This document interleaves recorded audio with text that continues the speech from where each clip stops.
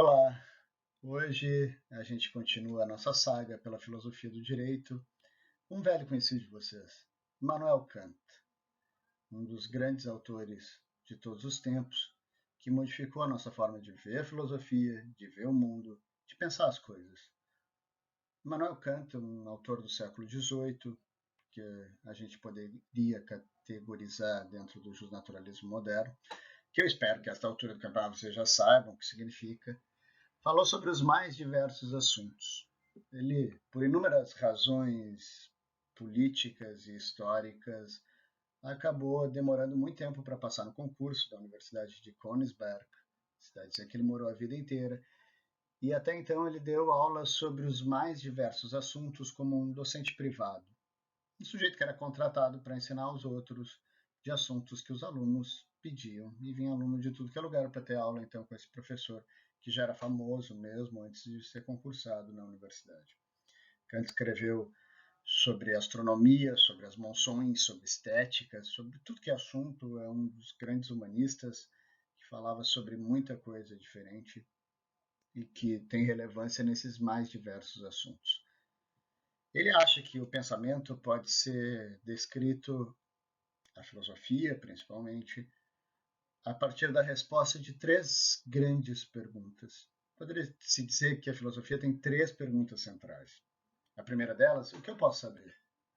Ou a filosofia do conhecimento, na área na qual o Kant modificou bastante e a gente precisa saber um pouquinho, inclusive, para entender a filosofia do direito dele. As obras críticas do Kant são as principais obras que se propõem a responder a essa questão filosófica. Uma segunda pergunta filosófica é: o que devo fazer? A filosofia prática kantiana, ela perpassa principalmente a ética e o direito, e é o centro da nossa aula de hoje. Por fim, Kant diz que uma última pergunta filosófica seria sobre o futuro. O que me é permitido esperar? A filosofia da história e a filosofia da religião pretendem responder essa última questão. Mas, como eu disse, a gente vai centrar principalmente na segunda das perguntas kantianas. O que eu devo fazer? Kant não é só um justnaturalista moderno, como a gente classifica para os fins deste curso, mas principalmente ele é conhecido por enquadrar duas categorias. A primeira, ele é um dos grandes iluministas.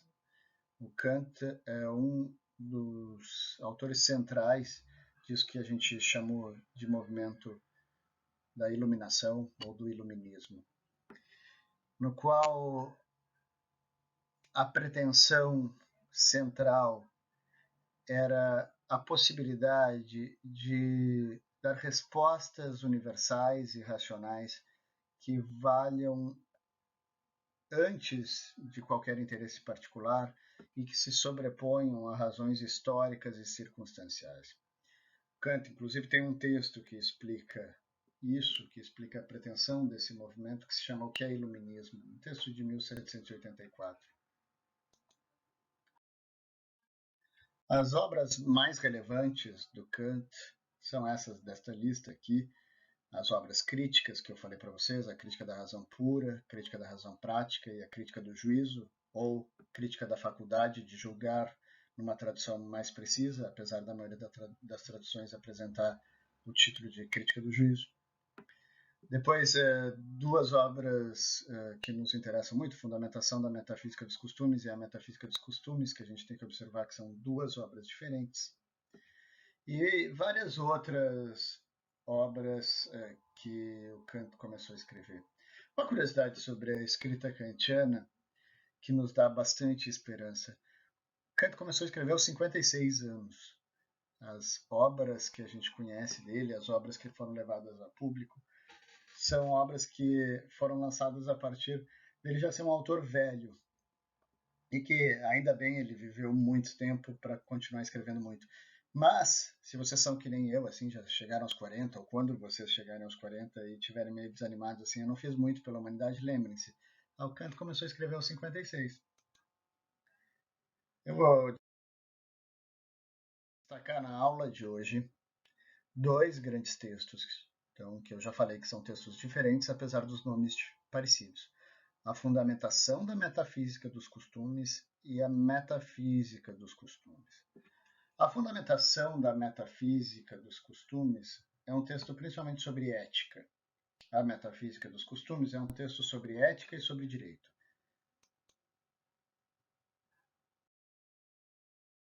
A aula de hoje vai se focar principalmente na doutrina da virtude. A metafísica dos costumes se divide em doutrina do direito e a doutrina da virtude. Entender um pouquinho o que significa tanto fundamentação da metafísica dos costumes quanto a metafísica dos costumes. O que são costumes? Os costumes são a dimensão normativa social. As normas sociais, a gente pode entender aqui em Kant, quanto costumes. Os deveres dentro de uma sociedade são aqueles deveres que nós chamamos de costumes. Aí existem deveres éticos e deveres jurídicos. Por isso, aqui a metafísica dos costumes se divide em doutrina do direito e doutrina da virtude. O que significa metafísica? A metafísica é o estudo do ser, o estudo da essência, daquilo que realmente é. Se eu perguntar para vocês quem vocês realmente são, eu poderia dizer que é uma metafísica de você, se é que eu posso dizer isso. Mas, de qualquer maneira, quando eu digo o que uma coisa realmente é, eu quero estudar e entender o que ela de fato é, qual a sua finalidade, seu sentido, sua função, sua essência, eu estou falando de metafísica. O núcleo do entendimento de alguma coisa é a sua metafísica. Então, o que realmente é o costume? Qual a metafísica do costume? Qual a essência dos costumes? Qual a essência das normas sociais? Qual a substância? O que são, de fato, as normas sociais? Qual o sentido? Qual o fundamento das normas sociais? Isso é metafísica dos costumes. Agora, quando eu falo fundamentação da metafísica dos costumes, no sentido kantiano, eu quero entender o que, de forma racional, justifica que exista um estudo sobre o sentido, sobre a essência dessas normas sociais. O que fundamenta as normas sociais? O que universaliza as normas sociais? Por que a ética deve ser igual hoje ou no século XVIII do Kant? Por que no Brasil ou na China a ética deve ser igual? Por que os fundamentos do direito, a essência do direito, devem permanecer iguais no século XVIII hoje, no Brasil, na Europa, ou nos Estados Unidos, ou no mundo árabe? Por que existe uma essência daquilo? Quando vocês falam direito ou direitos, existe uma essência? Existe um fundamento racional? Existe algo que vocês esperam dentro da experiência jurídica em tudo que é lugar? Essa seria a fundamentação da essência do direito. E a gente teria uma fundamentação da essência da moral. Então, a gente poderia colocar em termos muito mais simples, mas numa linguagem menos precisa, que o Kant pretende é estudar, então, a essência da normatividade social, a essência da ética e a essência do direito, e os seus fundamentos. Hoje a gente vai falar bastante dos fundamentos dessa metafísica dos costumes. Para entender esses fundamentos da metafísica dos costumes, que é principalmente a tentativa de responder aquela segunda questão lá do Kant, o que eu devo fazer, eu preciso entender um pouco antes o que eu posso saber e como, obviamente, eu posso saber. Eu preciso entender um pouco sobre essa filosofia do conhecimento kantiana, porque ela é praticamente toda a base do que vai se desenvolver posteriormente na fundamentação da metafísica dos costumes. Não tem como entender a filosofia kantiana se não entender a filosofia crítica. Para entender isso, eu tenho que entender um debate que havia no século XVIII. No século XVIII, depois da Revolução Científica, a gente tinha dois grandes nortes que se seguiam a ideia dessas revoluções metodológicas anteriores. Um era o racionalismo, a ideia de que eu preciso de uma razão lógica que dê uma resposta para a filosofia em geral. Conhecimento, como um todo, seria calcado principalmente na lógica. Autores como Leibniz ou aqui o Kant tinha uma leitura bem forte do Christian Wolff, eles eram, por assim dizer, racionalistas. Eles acreditavam que é na lógica e na matemática que está a essência do conhecimento e que o desenvolvimento dessa razão teórica vai nos levar ao conhecimento da filosofia. Por outro lado, a Revolução Científica fez de forma bastante forte a construção de uma outra corrente no conhecimento, que é o chamado empirismo, que eu acho que vocês também já ouviram falar bastante, que acredita que na experiência a gente tem as nossas fontes do conhecimento, que é a partir da experiência, principalmente da experiência repetida, controlada, que a gente pode desenvolver conhecimento, principalmente conhecimento científico, mas também conhecimento filosófico, porque conhecimento válido a partir do empirismo é o conhecimento empírico. Dois grandes autores que vocês já ouviram falar e que se lia muito nessa época era John Locke e David Hume. O Kant, ele teve o seu ensino básico muito galgado no racionalismo. O Kant foi ensinado a partir da obra do Christian Wolff e a partir do racionalismo. Mas, em determinado momento da sua vida, Kant leu David Hume, um iluminista escocês, empirista. E tem uma frase que se tornou muito famosa, que o Kant disse que depois de ler o Hume, ele despertou do seu sonho dogmático. Ele achou que o racionalismo tinha erros que o David Hume conseguiu apontar e que tinha insuficiências. Porém, ele não concordou com David Hume. Ele acha que as críticas do David Hume ao racionalismo estavam corretas, entretanto, o empirismo, por sua vez, não estava correto. E ele cria uma terceira corrente, o idealismo. Qual o problema que ele vê tanto no racionalismo quanto no empirismo? Ele acha que o racionalismo e o empirismo compartilham de um erro central, que é focar no objeto do conhecimento. É como se o sujeito tivesse completamente voltado ao estudo dos objetos. Alguns desses autores acreditam que o estudo desses objetos deve se dar de uma forma racional, pelas categorias lógicas, por um processo de dedução, mas sempre tentando entender aquele objeto. E um segundo grupo desses autores faria experiência com esses objetos e construiria a teoria a partir dessas experiências, mas sempre voltado ao objeto. O que o Kant diz? Que ele fez uma revolução copernicana no conhecimento. Assim como Copérnico revoluciona a astronomia, tirando a Terra do centro da observação, passando por um modelo heliocêntrico, no qual o Sol ocuparia esse papel central, o Kant diz que faz o mesmo no conhecimento. Enquanto todos aqueles autores estavam focados no objeto, eu quero focar no sujeito, porque o objeto não é o centro do conhecimento.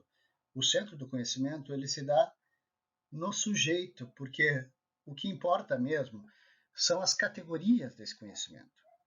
O mundo é um todo caótico e a gente precisa, obviamente, das experiências para absorver esse todo caótico.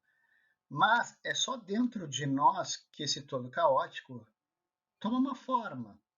É só dentro de nós que o conhecimento, de certa maneira, por assim dizer, existe.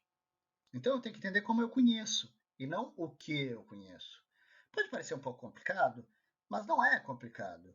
A ideia é simples. A ideia é o mundo tem inúmeros dados, esses dados são caóticos e quando a gente observa eles, a gente vai colocando esses dados em determinadas categorias, em determinadas classificações, e essas classificações que dão aquilo que a gente chama de conhecimento. Não existe a célula, não existe o átomo, a molécula, não existe sequer os objetos, não existe um computador, não existe uma garrafa, não existe a rua, não existe uma árvore. Pelo menos não existe o computador na sua essência, não existe a garrafa na sua essência, a rua ou a árvore na sua essência. Eu não posso observar a árvore na sua arvoridade. Eu não sei o que a árvore de fato é no mundo lá fora. O que eu sei é que quando eu observo inúmeros dados, eu consigo organizar dentro da minha mente, pela forma que a minha mente observa o mundo, essas classificações que eu vou chamar de átomo, molécula, rua, árvore, garrafa, computador. São organizações mentais que dependem de certas categorias que já estão na minha mente. Por exemplo, o tempo, o espaço, a causalidade. Então, eu tenho que entender, de fato, como as pessoas conhecem para entender o mundo. Porque o mundo em si, ele se apresenta para a gente. Mas ele sempre se apresenta para a gente a partir de uma tradução, que são essas categorias pensáveis, que é o pensamento. Então, se eu não entender de fato como os sujeitos conhecem, talvez eu jamais consiga entender o mundo. Para entender o mundo, eu tenho que entender o conhecimento. Para entender o conhecimento, eu tenho que entender os sujeitos. E isso faz com que a gente possa dividir o mundo a partir de diferentes organizações. Existem as coisas em si, que o Kant vai chamar de númeno. E existem as coisas como elas são apresentadas para a gente, que é o fenômeno. O fenômeno é aquilo que se apresenta para mim a partir da minha experiência. E nisso os empiristas estavam certos, a gente depende dos fenômenos. Mas esses fenômenos eles só têm sentido a partir da tradução racional. Os racionalistas estavam certos em se preocupar com essa lógica que organiza o conhecimento, mas eles ainda acham que a lógica era a lógica sobre os objetos, não a lógica sobre os sujeitos. Então a gente tem dois tipos de conhecimentos diferentes, e aqui vem algumas complicações para entender o Kant, mas depois que vocês entenderem, vocês vão ver como tudo faz sentido. Então existe um conhecimento que é o conhecimento fenomenológico, é o conhecimento dos fenômenos que se dá pela experiência, que é aquilo que eu observo, que eu vivo ou que eu experiencio. Mas existe um outro conhecimento que é o conhecimento numenológico, que é o conhecimento do númeno, que é a essência das coisas, que seria o conhecimento do que a coisa realmente é, na sua essência, fora de qualquer experiência, para além de qualquer experiência. Existe algo que eu posso chamar de humanidade, a essência humana? Bem, se existe, eu tenho que conseguir observar isso no seu número. Apesar de eu ter a compreensão da humanidade a partir de inúmeras experiências de humanos que eu conheci ou de mim mesmo, essas experiências elas só me dão uma parcela do conhecimento. Eu consigo ir além dessa experiência, eu consigo atingir uma essência, um númeno. É isso que o Kant busca. Quando eu falo de fundamento, por exemplo, fundamentação da metafísica dos costumes, existe um númeno dos costumes, da normatividade social, existe uma essência que eu posso conhecer para além de qualquer experiência. Independente de eu falar de direito alemão, direito francês, direito americano, direito brasileiro, direito romano lá de trás, ou direito dos nossos descendentes daqui a 200 anos, existe algo que se compartilha e que não depende de uma experiência, não depende de eu estudar um direito concreto, que mesmo que eu não estudasse nenhum direito concreto eu conseguiria compreender racionalmente. Existe algo que eu posso chamar de ética, que não depende de compreensões éticas específicas. Qual a ética de fulano, de Beltrano, de tal país, de tal grupo, de tal tempo? Existe algo que seja a essência dessa ética. E eu conseguiria compreender isso, e se eu conseguisse compreender, eu conseguiria ultrapassar a experiência e conseguir, e isso é um propósito iluminista, conseguir então a universalidade desse fenômeno e além do fenômeno, chegar ao número. Outras categorias importantes aqui para a gente entender é que o Kant vai fazer todo um vocabulário próprio, porque ele está fazendo uma revolução, como ele propriamente disse, e não existem classificações, não existem palavras para o que ele pretende. Então, além de fenômeno e número, existem dois tipos de conhecimentos que nos interessam nesse momento. Existem conhecimentos que se chamam a posteriori. Por que a posteriori? Porque eles são depois. Depois do quê? Da experiência. Então existem conhecimentos que eles são dados pela experiência. Tem coisas que eu só consigo aprender a posteriori, tem coisas que eu só consigo entender pela experiência. Mas como vocês já podem estar antecipando, se eu conseguir entender a posteriori, provavelmente é um conhecimento fenomenológico. O conhecimento a priori é aquilo que não depende da experiência. Por exemplo, a identidade de vocês ela é muito a posteriori. Vocês, por exemplo, ao dizerem sou um homem, sou uma mulher, sou brasileiro, sou uruguaio, sou argentino, sei lá, tenho tantos anos, são conhecimentos a posteriori. Vocês tiveram que ter uma experiência para saber de onde vocês são, ou como vocês se situam no mundo, quais são as características fisiológicas de vocês, são todos dados da experiência. Agora, talvez algo da humanidade eu consiga entender além da experiência, eu consigo entender racionalmente, e isso é conhecimento a priori. Um exemplo fácil para vocês entenderem o que é conhecimento a priori é a matemática. A matemática ou a lógica são essências do conhecimento a priori. Eu consigo entender a matemática sem nenhuma experiência. Há autores que discordam, mas intuitivamente eu poderia dizer que eu consigo entender sem experiência a matemática, que é provavelmente o núcleo daquilo que eu posso chamar de conhecimento a priori. Mas quando eu busco um número de alguma coisa, eu tenho que buscar um conhecimento a priorístico. E aqui, só uma observação. Vocês vão ver no mundo do direito, o juridiquês é uma coisa que sempre me causa espanto e eu não gosto muito, eu, na verdade, desgosto bastante. E no mundo juridiquês, nessa linguagem específica que os advogados, juízes, promotores e operadores em geral do direito gostam tanto de fazer, a posteriori se tornou um jargão comum, ou a priori se tornou outro jargão comum. Só que eles não entendem o que eles estão falando. Sei lá, por exemplo, eles dizem um argumento tal: a priori o consumidor efetivou a compra.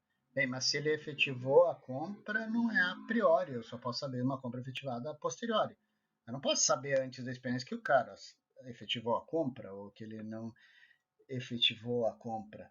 A priori, normalmente nesse juridiquês é usado de uma forma completamente equivocada. Sei lá, se eu disser para vocês, a priori vai ter uma prova no final do semestre. Como assim? Eu não sei nem o que é semestre.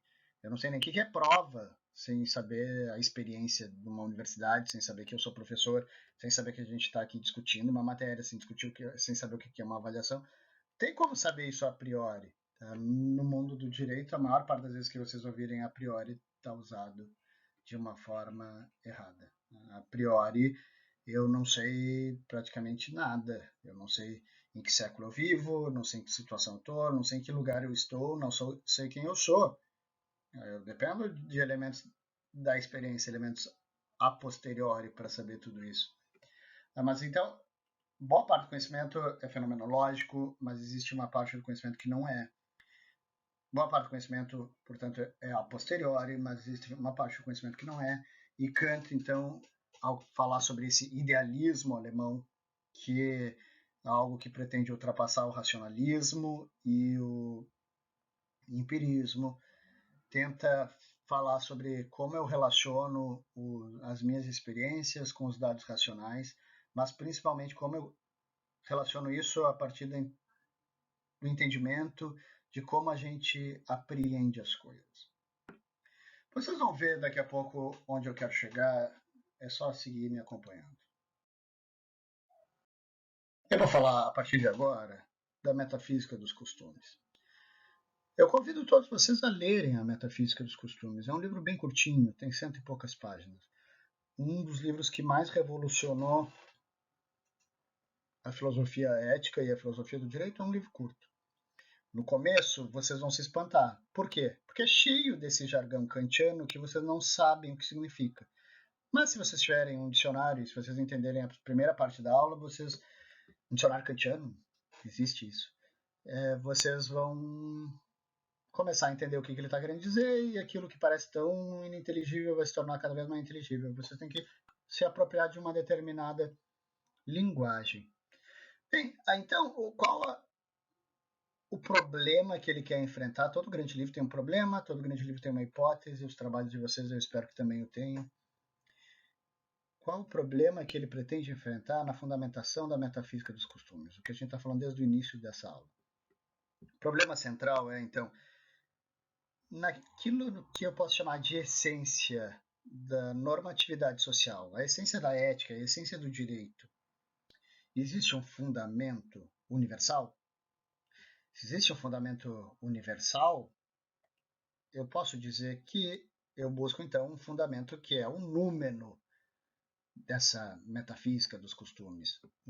Não um fenômeno. Eu não quero saber sobre o direito brasileiro, sobre a ética brasileira, sobre a ética de um movimento político X ou Y, ou sobre a ética das pessoas em determinado lugar, em determinado tempo. Eu quero saber o fundamento da ética. Se existe fundamento do direito, eu não quero saber o fundamento do direito brasileiro, o fundamento do direito civil, o fundamento do direito penal. Eu quero saber o fundamento do direito. E isso, então, seria anterior a qualquer experiência. Eu deveria, para buscar esse número, ter um conhecimento a priori. Porque se a moral e o direito também, se a normatividade social é universal e necessária, os seus fundamentos não podem derivar da experiência. Por quê? Porque na experiência só existe particular e contingente. Não existe universal. Quando eu busco um conhecimento universal, eu busco um conhecimento a priori, na maior parte dos casos. Eu busco ultrapassar o fenômeno que se apresenta a mim e ir em direção ao número. Existe alguma forma de ir para o número da ética? Para aquilo que a ética realmente é? Para conseguir fazer isso, então, eu tenho que ter em mente constantemente, e vocês vão ver no livro inteiro, se vocês forem atrás dessa empreitada, que o Kant o tempo inteiro está preocupado em não ultrapassar esses limites, e não ir para a experiência, não ir para o particular, não ir para o contingente. Ele está sempre tentando, o universal e racional da ética, como é que é? Como é que eu posso ultrapassar as minhas experiências? E aí, a gente inicia nessa jornada que a gente pode chamar de ética do dever, ou ética kantiana. E o Kant acha que o centro, o número, o fundamento dessa ética está na liberdade. E esse é o motivo pelo qual a gente diz que Kant é o grande autor da liberdade. Assim como Rousseau é da igualdade, Locke da propriedade, Hobbes da segurança, a gente tem aqui o grande autor da liberdade em Kant. Se vocês quiserem um dia entender o que é a essência da liberdade, se vocês um dia quiserem usar os argumentos dos princípios da liberdade, vocês têm que entender o Kant. Primeira coisa que eu tenho que ter em mente para ter algum sucesso nesse meu objetivo de desvendar os fundamentos a priori da moralidade é saber, bem, o que seria essa moralidade e ela partiria do que se eu não tenho nenhuma experiência. Eu não tenho experiência sobre o fenômeno ético, sobre o fenômeno jurídico, mas o que eu posso ter me questionando racionalmente é a compreensão do sujeito. A revolução copernicana na ética é justamente isso. Se eu me voltar para o sujeito, eu não vou ficar dependente dos objetos e eu vou poder chegar mais perto do número. Então, a primeira questão deve ser, para buscar o fundamento a priori da moral, é o que caracteriza o humano enquanto humano? Que eu posso perceber racionalmente se eu me voltar para mim mesmo, se eu voltar para o sujeito que está compreendendo aquilo. Bem, eu tenho algumas primeiras pistas. A primeira é que eu tenho que buscar uma ética que seja de um sujeito, que esse sujeito seja racional. Isso é evidente. Por quê? Bem, tem alguém se questionando, e esse alguém está se questionando com as bases da razão. Se eu posso me questionar racionalmente sobre as bases da ética, então eu sei que existe uma ética de um sujeito e que esse sujeito é racional. E se a ética é possível, e aqui eu ainda posso colocar algumas dúvidas sobre essa possibilidade, eu me proponho a buscar uma ética para um sujeito livre. Porque a ética está se perguntando justamente sobre isso, sobre tomar decisões de forma livre. Porque se eu realmente estou me usando daquilo que eu posso compreender racionalmente como ética, eu estou pensando na ação humana livre. A ação que é simplesmente resultante de um movimento involuntário, não é aquilo que eu posso compreender categoricamente como ética. E a ação que é simplesmente causada por algo exterior ou interior também não é ética. Se alguém me empurra e eu caio, não é uma ação ética, não é sobre isso que eu estou me perguntando. Então eu posso racionalmente entender de uma forma simplificada aqui, obviamente, que vocês vão lá ler a fundamentação da metafísica dos costumes e vão complementar. Eu posso primeiramente entender, então, tem um sujeito que é racional e livre. Bem, o que se concluiu racionalmente até agora?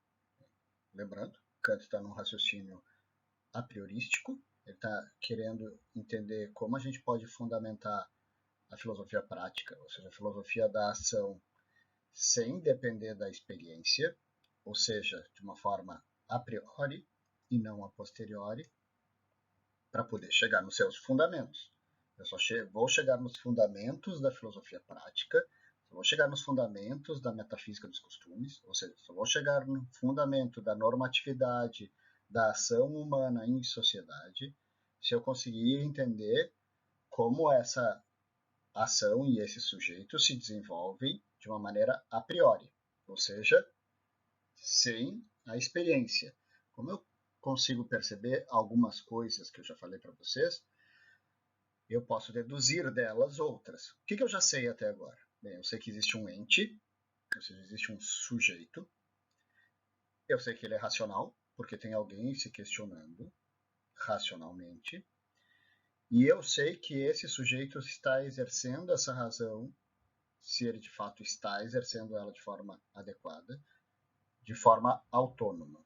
Esse sujeito tem como característica central, do ponto de vista racional, então, que ele é um sujeito racional e autônomo.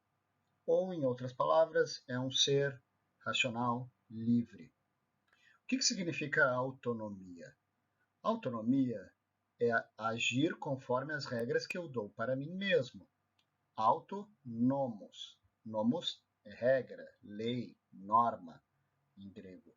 Auto, para mim mesmo. Então, uma lei que vem de mim mesmo é diferente de uma lei que vem de outra fonte, que vem de fora de mim, de fora desse sujeito, de fora desse ente racional autônomo. Então eu sei que para ser livre, para exercer essa autonomia que eu percebi racionalmente que esse sujeito tem que ter, eu tenho que agir conforme a minha determinação normativa.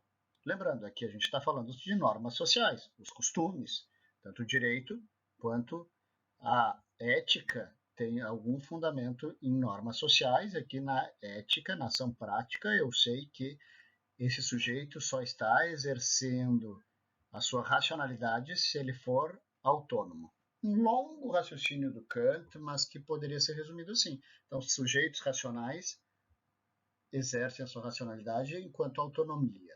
Essa autonomia, que vai dar fundamento para a liberdade, então, é seguir a regra que se coloca a si mesmo. Eu sou, então, racional quando eu sigo uma regra que eu dei a mim mesmo e não quando eu sigo uma regra que é determinada de fora.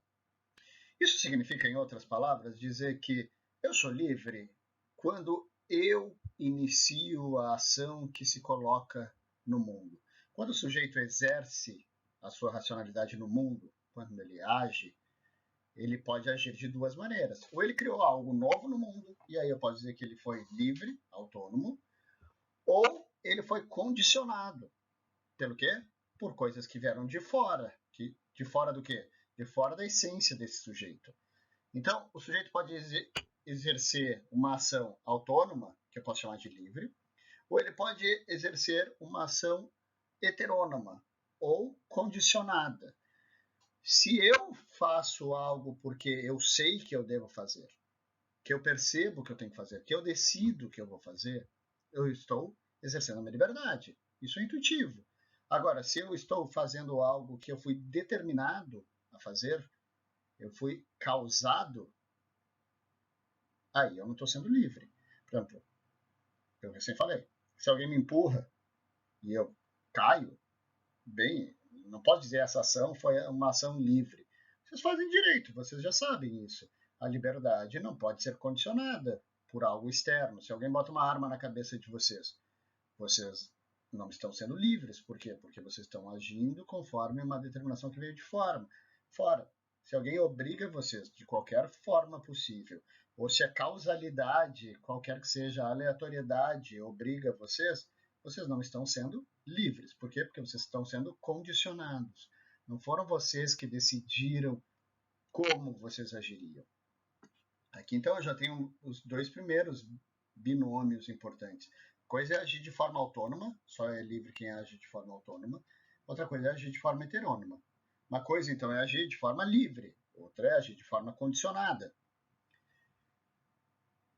Por uma consequência lógica, eu posso entender que aquilo que eu percebo racionalmente que deve fundamentar e influenciar a minha ação, eu posso chamar de dever. Quando eu ajo de forma livre, então eu estou agindo pelo dever racional. Quando eu estou agindo por uma inclinação, quando eu estou agindo por algo externo, esse dever, como por exemplo meus impulsos.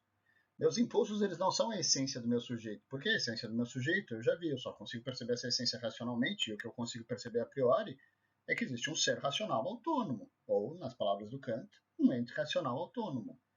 Se eu agir porque eu estou com um desejo, esse desejo não é a fonte de quem eu sou. Se eu agir porque, por exemplo, eu estou com fome, eu não sou livre se eu agir só pela fome.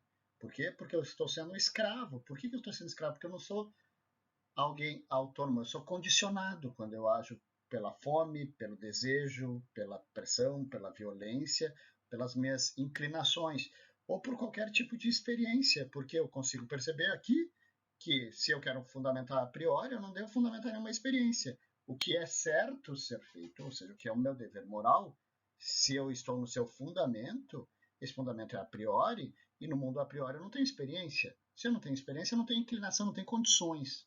Condição no sentido de ser condicionado. O pensamento autônomo, livre, racional, ele é incondicionado. Por quê? Porque ele é a priori. E as condições se dão a posteriori, se dão na experiência. O que eu posso chamar de dever, então, é algo que se apresenta à razão para mim, como Kant chama um factum da razão, e não a experiência. Por exemplo, um cão não é livre. Por quê? Porque se ele estiver com fome, ele vai comer. Se ele estiver com sede, ele vai tomar água. Se ele estiver com raiva, ele vai atacar. Se ele estiver com medo, ele vai fugir. Ele é condicionado pelas suas inclinações. Agora, eu não, eu sou um ser racional. Sendo um ser racional, eu posso estar com fome e dizer, não vou comer agora, porque não está no horário de comer, não vai fazer bem comer agora. Por quê? Porque eu consigo condicionar a mim mesmo, eu consigo ser a regra da minha ação. Eu não ajo simplesmente por uma inclinação. Eu sou diferente do cachorro. Eu posso estar com sede e dizer agora eu não vou beber. Eu posso estar com fome e dizer agora eu vou fazer uma dieta. Eu posso estar com raiva e dizer não é racional atacar alguém. Ou seja, eu não ajo pelas minhas inclinações. Eu também não ajo por aquilo que o mundo me oprime para fazer. Eu ajo pela minha racionalidade, pela minha decisão, pela minha liberdade ou pelo meu dever. Por isso que a razão percebe, esse factum da razão percebe como aquilo que é o mais racional a ser feito.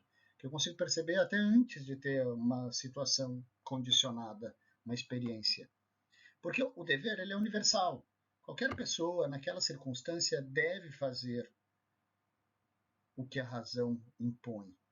Diferentemente daquilo que não é livre. O que não é livre, o que é? É aquilo que é dado pela experiência, que é particular, que é contingente, que muitas vezes, ou na maior parte das vezes, é irracional. Então, o sujeito livre é aquele que tem a sua vontade autônoma. Autônoma do quê? Das suas inclinações, ou seja, seus desejos, e daquilo que vem de fora, da pressão dos outros, da pressão do mundo. O sujeito que tem autonomia na sua vontade é aquele que a vontade depende apenas do dever. Ou seja, que a vontade depende da racionalidade. O sujeito que age pela autonomia da vontade, ele consegue perceber suas razões de forma a priori. Então ele não age também nem por inclinações, como eu disse antes, mas ele também não age por interesses. Ele não age por algum tipo de utilidade. Não é pelo que eu vou ganhar com isso. É simplesmente pelo meu dever. Vocês têm vários exemplos assim Alguém acha uma pasta de dinheiro na rua, cheia de dinheiro, e devolve para o seu dono. Ela agiu pelo dever, ela não agiu porque ela acha que ela pode se beneficiar ficando com aquela pasta de dinheiro. Não é pela utilidade, não é pelo resultado da ação, não é pela. Ou seja, eu já consigo perceber racionalmente algumas coisas. Para eu ser livre, eu tenho que agir de forma autônoma. Para agir de forma autônoma, eu tenho que agir pelo dever. Para eu agir pelo dever, eu tenho que dar início à cadeia causal que levou àquela ação. Ou seja, eu tenho que ser incondicionado. A minha ação não deve ter dependido de outras ações ou das minhas inclinações. Eu tenho que saber que esse dever ele não é dado na experiência. Esse dever ele é percebido pela razão. Ou seja, numa circunstância específica, eu tenho interesses, eu tenho desejos. Esses desejos, esses interesses e os resultados que essas ações podem levar não podem influenciar no dever moral. Por quê? Porque o dever moral eu consigo perceber que ele é universal. Ou seja, o sujeito que age de forma livre age pela sua própria vontade, a sua razão é livre. Ele é um ser que causou no mundo, ele causa coisas novas. Isso que é liberdade, a liberdade de criar. Ele não é resultado de algo, ele não é alguém que foi causado. As coisas no mundo, diferentemente dos sujeitos racionais autônomos, as coisas são causadas. O metal, quando ele é aquecido, ele dilata, causa e efeito. Agora, a vida humana não vive na causa e efeito, a vida humana é liberdade. Sendo liberdade, ela decide o que ela vai fazer. Ela não é nunca condicionada, pelo menos o fundamento moral, se a gente quer agir moralmente, assim deve ser.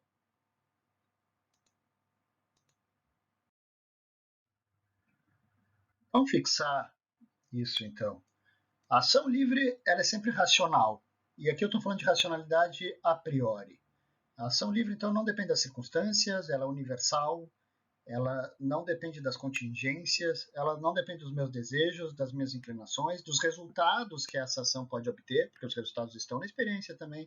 Ela não depende dos outros, ela não depende do que o mundo me impõe, ela não depende da violência, ela não depende. A ação livre depende meramente de mim. E eu, no meu sentido mais essencial, que significa dizer, ela depende de mim enquanto um ente racional autônomo. Então, a base da moral, eu consigo perceber que ela é autônoma, ela é livre, ela é incondicionada, ela não depende da experiência. E quando eu consigo perceber esse conjunto, eu tenho aquilo que eu posso chamar de dever moral. A ação livre é aquela ação que depende da razão, que é a minha essência. Então, que ela depende daquilo que a minha razão percebe enquanto um fato, que eu posso chamar de dever. A ação moral é a ação que segue um dever. O dever moral, obviamente. Vamos dar alguns exemplos do Kant. O Kant tem alguns exemplos muito interessantes na fundamentação da metafísica dos costumes. Vamos discutir os três primeiros exemplos que o Kant nos traz. Se vocês veem alguém passando fome, estou adaptando os exemplos, parafraseando, mas se vocês veem alguém passando fome e vocês ajudam essa pessoa, vocês estão agindo moralmente? Ou não? É agir de forma moral, ajudar quem precisa, aquilo que a gente chama de caridade? Caridade é um dever moral? O Kant vai dizer, bem, eu tenho que entender, porque isso não é tão simples assim. As pessoas que ajudam os outros podem ajudar pelas mais diferentes razões. Por exemplo, eu posso olhar alguém pobre em estado de necessidade e ter uma profunda inclinação a ajudá-lo, porque eu sinto, por assim dizer, pena. Por outro lado, eu posso ajudar alguém que está em necessidade porque eu fico feliz quando eu ajudo alguém que está em necessidade. Me dá alegria. Eu posso também ajudar alguém que está em necessidade porque eu acho que o mundo vai se tornar um lugar melhor. Posso achar que vai ter menos violência. Posso achar que o resultado dessa ação vai ser benéfico para todo mundo. Eu também posso ser um outro tipo de sujeito. Eu posso ser alguém que não gosta de pobre, que não tem nenhuma empatia com quem está passando necessidade. Eu posso achar, inclusive, que seria melhor para a sociedade que aquele sujeito morresse. Mas, quando eu me encontro nessa situação, eu acho que racionalmente eu tenho um dever moral de ajudar esse sujeito. E eu vou lá e ajudo.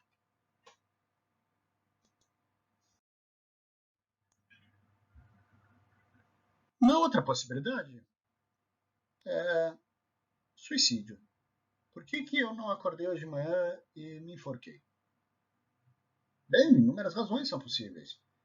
Eu posso ser alguém que ama a vida, que todos os dias acorda alegre e que nunca passou pela minha cabeça a vontade, o desejo de acabar com a minha vida. Eu posso achar que se eu me matar, minha filha vai ficar numa circunstância difícil, que várias pessoas na minha volta vão ficar tristes, então é melhor não me matar.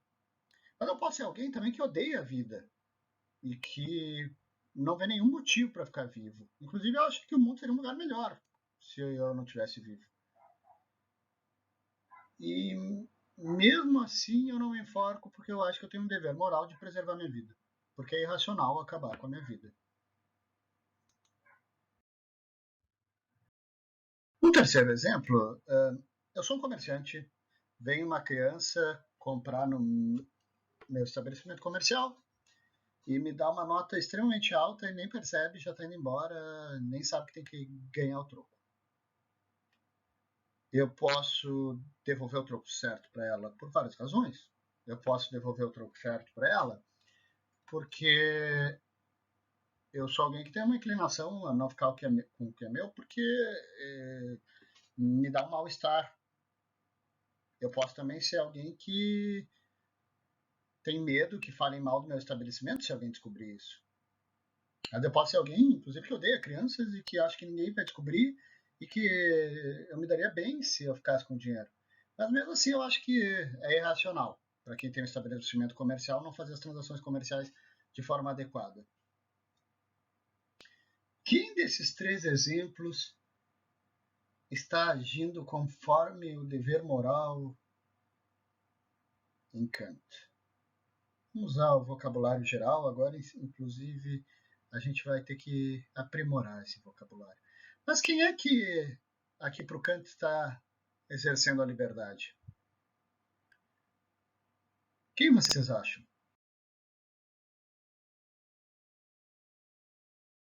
Todos os exemplos, o Kant nos colocou alguém que está agindo por interesse, ou seja, pelos resultados da sua ação, como, por exemplo, o sujeito que faz caridade porque acha que a sociedade vai se tornar um lugar melhor, vai ter menos violência, ou o sujeito que não se suicida porque acha que a família vai ficar mal, que os filhos vão ficar em necessidade, ou o sujeito que dá o troco certo porque tem medo que descubram, que falem mal do seu estabelecimento, que ele tenha uma repercussão ruim nos seus resultados econômicos. Tem aqueles que agem por inclinação, o sujeito que simplesmente vê o pobre, fica feliz em ajudar, vê a pessoa em estado de necessidade e fica feliz em poder ajudar, tem uma inclinação, uma predisposição em ajudar os necessitados. Tem o sujeito que nunca teve vontade de se matar, nunca passou pela cabeça dele, ele preserva a sua vida como uma simples inclinação. E tem o sujeito que dá o troco certo porque ele automaticamente faz isso, nem sequer pensa, porque ele nunca ficou com o que não é dele, por uma inclinação, por um desejo de não ficar com o que é dele. Agora, para o Kant, esses dois sujeitos não estão sendo livres. O sujeito que agiu pelo interesse e o sujeito que agiu pela inclinação. Quem está sendo livre? Para o Kant é aquele que age pelo dever. Ou seja, se eu odeio os pobres, se eu acho que o mundo seria algum lugar melhor sem eles, mas eu acho que eu tenho um dever racional de ajudar e vou lá, ajudo, bem, eu sou o sujeito moral, eu estou sendo livre. Se eu odeio minha vida, acho que o mundo seria um lugar melhor sem que eu estivesse nele, mas mesmo assim eu preservo minha vida porque eu acho que tenho um dever racional e ajo por esse dever, eu estou sendo livre. Se eu odeio crianças e acho que eu ia me dar bem ficando com o troco, mas eu não dou o troco errado porque eu acho que eu tenho um dever moral de dar o troco certo, eu estou sendo livre. Os outros sujeitos não. Por quê? Porque se eu agir por interesse, eu estou agindo pela utilidade. Eu estou seguindo o quê? A minha experiência. Então eu não estou agindo de forma priorística. Não é uma razão a priori. Não pode ser fundamento da moral. Se eu estou agindo por inclinação, eu estou sendo só um escravo dos meus impulsos. Não estou sendo diferente do cachorro que come quando tem fome, do leão que ataca quando tem raiva. Agora, se eu agir pelo dever, bem, eu estou sendo racional, eu estou agindo de forma a priori. Então, esse sim é o sujeito que é livre. O Kant faz uma diferença, então, em agir conforme o dever e agir pelo dever. São duas coisas bastante diferentes. Uma coisa é que os meus atos exteriores estejam de acordo com aquilo que o dever racional prescreveria. Outra bem diferente é que o motivo da minha ação, a minha intenção verdadeira, minha intenção racional, aquilo que causou a minha ação, tenha sido a minha própria liberdade. Ou seja, que eu tenha agido pelo dever, que o dever tenha sido o meu motor, o meu móvel. Se eu agir pelo dever, eu estou sendo livre, eu estou sendo um sujeito moralmente correto, racional, autônomo, incondicionado.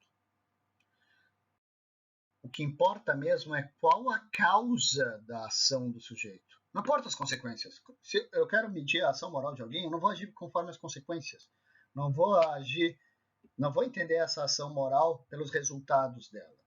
Vai ter uma discussão enorme, o utilitarismo, que está acontecendo mais ou menos na mesma época, praticamente analisa toda a ação moral pelos resultados. Que o Kant está dizendo, não, os resultados não importam.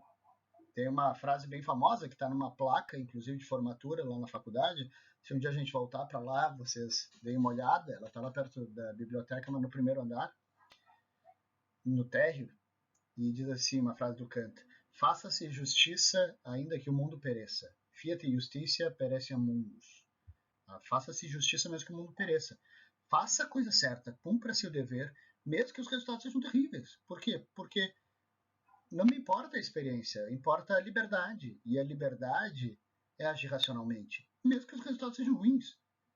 Porque eu posso escolher viver com resultados ruins, mas sendo um sujeito autônomo e livre, do que ser simplesmente alguém que foi causado, não ser sequer uma pessoa, não ser racional, ser completamente racional e agir pelos resultados. Claro que vocês podem, nesse momento, estar assim, discordando do Kant, achando horrível, porque nós vivemos numa sociedade utilitarista e é difícil pensar que nem o Kant. Mas será que ele realmente está errado? Vamos a um último exemplo que é mais polêmico. Também está lá na fundamentação da metafísica dos costumes. Esse exemplo foi adaptado e readaptado inúmeras vezes. E o Kant diz o seguinte: um amigo de vocês está sendo perseguido por um assassino.